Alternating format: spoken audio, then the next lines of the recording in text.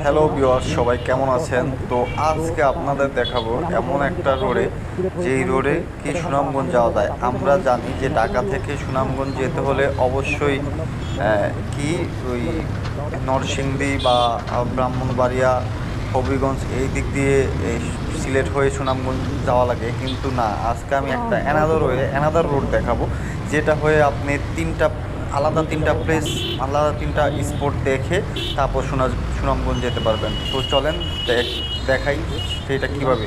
তো এখন আছি আমি নেত্রকোনা শহরে। নেত্রকোনা থেকে যাব কমলাকান্দা উপজেলা, যেটা সবাই জানেন যে কমলাকান্দা উপজেলায় রয়েছে বর্ডার এলাকা পাঁচগাঁও। কমলাকান্দা উপজেলাটা অনেক সুন্দর। তো আমরা কমলাকান্দা উপজেলাটা দেখে পাঁচগাঁও এবং এই চন্দ্রডিঙ্গা পাহাড় এই দুইটা স্পট দেখে তারপরে এদিকটা বর্ডার রোড হয়ে একবার ইন্ডিয়ার যে বর্ডার, সেই বর্ডারের পাশ দিয়ে চলে যাব কি সুনামগঞ্জ, নীলাদ্রি লেক, এর মাঝে দেখব নীলাদ্রি লেক, ট্যাকের ঘাট, এবং চাইলে তাহিরপুর যে হাওরে আমরা বোটে যাই, সেই হাওরও দেখতে পারবো। তো চলেন কিভাবে যাই, কিভাবে যাব, এই রোডে আপনারা কিভাবে যাবেন সব কিছু পাবেন এই ভিডিওতে। তো এখন আছি নেত্রকোনা শহর ক্রস করেছি। নেত্রকোনা ছোট একটা শহর। তো নেত্রকোনা থেকে আমাদের প্রথমে যেতে হবে কমলাকান্দা। নেত্রকোনা থেকে কমলাকান্দা 40 কিলোর মতো। আমরা নেত্রকোনা শহর পার হয়ে এই যে একটা ক্রসিংয়ে চলে এসেছি। এইখানে সাইনবোর্ডে লেখা আছে কোথায় মোহনগঞ্জ, তারপরে মধ্যনগর, কমলাকান্দা, বারহাট্টা, মানে সব জায়গায় এই রুট দিয়ে যাওয়া যাবে। তো আমরা বারহাট্টা এবং মোহনগঞ্জ যদি যাই সোজা যেতে হবে। এইটা না, আর একটা মোচর আছে সামনে, সেটা হলো ওই একটা বাজার। ওই বাজার থেকে আমরা বামে চলে যাব। তো এইখান থেকে আমাদের নেত্রকোনা থেকে কমলাকান্দা যেতে এই রোডটা আমার অসাধারণ লাগে। দেখেন ডান পাশে রয়েছে রেল লাইন, এটা একবারে মোহনগঞ্জ চলে গেছে, এবং এই পাশ দিয়ে আমি গাড়ির যে রোড, এই রোডটা দেখতে যেমন সুন্দর তেমন ভালো। আমার কাছে অনেক সুন্দর লাগে এই রোডটা। আপনাদেরকে কেমন লাগে কমেন্ট করে জানাবেন। তো আমরা চলে এসেছি ঠাকুরকোনা বাজার। এইখান থেকে আমাদের রুট ডিভাইড করতে হবে। আমরা বামে চলে যাব, আর সোজা গেলে বারহাট্টা, মোহনগঞ্জ, মধ্যনগর। তবে আপনাদের আরেকটা ইনফরমেশন দিয়ে রাখি, মোহনগঞ্জ দিয়েও সুনামগঞ্জ যাওয়া যায়। তবে মোহনগঞ্জ থেকে যারা যাবেন তাদের লঞ্চে বা ট্রলারে যেতে হবে সুনামগঞ্জে। তো আমরা কমলাকান্দা রোডে ঢুকে পড়েছি। এই রোডটা অনেক সুন্দর, অনেক ভালো। এই রোডে একটানে আপনি হয়তো 20 মিনিটে এসে পড়তে পারবেন কমলাকান্দা। তবে এই এখন ধানের সিজন, তাই আমরা দুই পাশে এই যে রাস্তায় এরা ধান এবং খ্যার, যেটা ধানের খ্যার বলে, এই খ্যারগুলো শুকায়। তো একটু সাবধানে আসবেন। অনেক মানুষ, অনেক রোদ, দুই পাশের পরিবেশটা অনেক সুন্দর, দুই পাশে শুধু ক্ষেত। নেত্রকোনা আসলে ধানের জন্য বিখ্যাত। তো আমরা চলে যাই একবারে কি কমলাকান্দা থেকে আমরা চলে যাব পাঁচগাঁও। তো কমলাকান্দা গিয়ে আবার আপনাদের সাথে কথা হচ্ছে।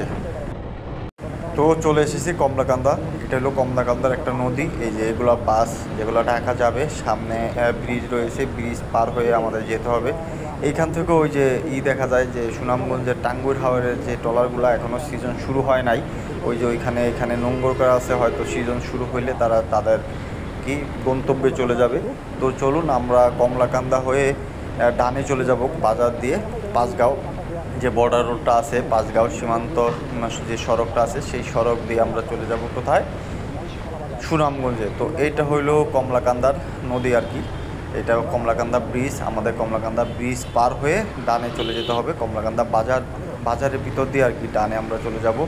তো কিভাবে যাবেন বর্ডার রোড দিয়ে জানতে হলে পুরো ভিডিওটি দেখবেন আশা করি। আমাদের নেত্রকোনা থেকে পুরো সুনামগঞ্জ প্রায় 64 আর 50 114 কিলোমিটার। তো 114 কিলোমিটার রোড পাড়ি দিতে হবে। তো সাথে থাকুন। তো আমরা কমলাকান্দা বাজারটা পার হয়ে গেছি। তো কমলাকান্দা পাঁচগাঁও রোডে ঢুকে পড়েছি। এই রোডটা একটু ভাঙা আছে, কারণ গত বন্যায় এখানে পানি উঠেছিল। তো এই রোডটা একটু ভাঙা পাবেন, বাট অত ভাঙা না আর কি, একটু ভাঙা। তো এই রোডটা এছাড়া আর কোনো ভাঙা পাবেন না। এই পাঁচগাঁও সীমান্ত বর্ডার পর্যন্ত একটু ভাঙা আর কি। তো এখানে একটু আস্তে আস্তে যেতে হবে। তো আরেকটা জিনিস বলি, তো আপনারা যারা এই দিক দিয়ে মানে এই বর্ডার রোডটা এক্সপ্লোর করেন নাই, যারা বাইকার আছেন বিশেষ করে, তারা আসবেন। এই জায়গাটা অনেক সুন্দর। আপনি পুরো ভিডিওটি দেখলে দেখবেন, এক পাশে পাহাড় আর এক পাশে বাংলাদেশের সমতল বর্ডারের পাশ দিয়ে চলে গেছে কি ট্যাকের ঘাট, বারিককাটিলা এবং তাহিরপুর। তো আমি পাঁচগাঁও সীমান্ত সড়কে এসে পড়েছি। এই যে এখন পাকা সড়ক, এই রোড দিয়ে চলে যাব মহিষখালী বাজার। তো মহিষখালী বাজার থেকে সুনামগঞ্জ 64 কিলোমিটার। আর বাম পাশে আপনারা দেখতে পারবেন ওই যে ইন্ডিয়ার যে পাহাড়গুলো, ওইটাই পাঁচগাঁও আর কি। আমি যেহেতু সুনামগঞ্জে যাব, তো এইখানে আজকে যাব না, এর আগে এখানে গেছি। তো আপনারা যারা এখানে আপনারা যারা পাঁচগাঁও যেতে চান ওখানে ঘুরে আসতে পারেন। তো আমি মহিষখালী বাজার পার হয়ে গেছি, মহিষখালী বাজারের ভিডিওটা নেওয়া হয় নাই। এই বাজার পার হওয়ার পর এরকম রাস্তা পাবেন, কি সুন্দর, দুই পাশে ধান খেত, সারি সারি এরকম রাস্তা, মেঠো পথের মতো চলে গেছে। মানে এইখানে ভিউটা দেখেই শান্তি লাগতেছে, এত সুন্দর একটা ভিউ, ওয়াও। তো যারা এই রোডটায় বর্ষায় অবশ্যই আসবেন না, বর্ষায় পানি থাকবে। তো একবারে বর্ডার রোডে চলে এসেছি এখন। একবারে যেরকম বাম পাশে পাহাড় ইন্ডিয়ার, এবং এই দিক দিয়ে আমার যেতে হবে। এটা হলো পুরো বর্ডার রোড, তবে এটা অফ রোড পাবেন। বৃষ্টি হয়েছিল, যে পরিমাণ কাদা, আমার মানে অনেক প্যারা হয়ে গেছিলো। এই যে দেখেন অবস্থা, রোডের অবস্থা। তো এরকম রোড পাবেন আর কি যদি বৃষ্টির সময় আসেন। তো বর্ষার সময় এই রোডটা কেউ ট্রাই করেন না, তখন কিন্তু আসতে পারবেন না, এগুলো পানি থাকবে। শীতের সময় আসার ট্রাই করবেন। বর্ষার সময় সবাই তো নৌকা বা ওই টাঙ্গুর হাওয়ার যে বোটগুলো নিয়ে আসে। তো যারা আসবেন শীতের সময় আসবেন বা বর্ষা ছাড়া আসবেন আর কি, তাহলে সুন্দরভাবে যেতে পারবেন। তো ওই যে বাম পাশের পাহাড়গুলো দেখছেন, একবারে বর্ডার, মানে 100-200 ফিট মনে হয় আমার থেকে দূরত্ব যে ভারতের যেই পাহাড়গুলো, এইটাই বাংলাদেশের সর্বশেষ গ্রাম। এবং অফরোডিং হলো, রোডটা খুব বেশি যে খারাপ তাও না, ওইটুকুই একটু খারাপ পাইছিলাম। তো এরকম কাঁচা রাস্তা, বাট ভালো, মানে শক্ত, মাটিও ভালো। তো যারা এই রোড দিয়ে আসতে চান, তো দেখুন যে বর্ডারে একবারে খুব কাছাকাছি আমি যাচ্ছি। তো চলে আসলাম টেকেরঘাট, নীলাদ্রি লেক। এই যে বাম পাশে ঈদগাহ মাঠ। তো অফরোডিং, অনরোডিং সব এক্সপ্লোর করে আসলে অবশেষে এই নীলাদ্রি লেকে আসতে পেরেছি। তো বর্ষার সময় আপনারা জানেন যে সিজনের সময় এইখানেই কিন্তু বোটগুলো আসে। এইখানে ওই যে ওই কি হাওর দিয়ে লেক, মানে হাওর দিয়ে বোটগুলো, ওই যে ডান পাশে দেখেন, ওই ডান পাশে ঘাট আছে, এইখানে মানে নোঙ্গর করে, এবং মানুষ এই যে নীলাদ্রি লেকের আশপাশটা ঘুরে। তো অফ রোডে একটা আসলে আলাদা ফিল, এবং অন রোডে একটা ফিল।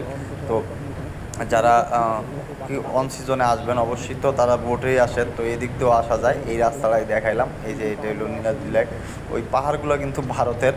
তো এটা আমার কাছে খুব অবাক লাগে যে সব পাহাড়গুলো খালি ভারত, আর সমতলগুলো শুধু আমাদের। তো নীলাদ্রি লেকটা আসলে অনেক সুন্দর, মানে এইখানে এই যে পানিগুলো শুধু আটকে থাকে সারা বছর, এখানে আর আলাদা কোনো পানি আসে না। তো আমি এখানে কিছুক্ষণ সময় কাটিয়ে চলে যাব। তো এখান থেকে সুনামগঞ্জ, এখান থেকে বারিকাটালি আর 5-6 কিলো, এবং সুনামগঞ্জ টোটাল 30 কিলোর মতো আর কি। তো আমাদের তাহিরপুর গেলে তাও যাওয়া যাবে, এবং এইখান থেকে আপনি যেতে পারবেন কি এই শিমুল বাগান, সেটাও যাওয়া যাবে। কীভাবে চলুন, আমার অনেকটা সন্ধ্যা হয়ে গেছে, জানি না আর কি ভিডিও করতে পারবো কি না।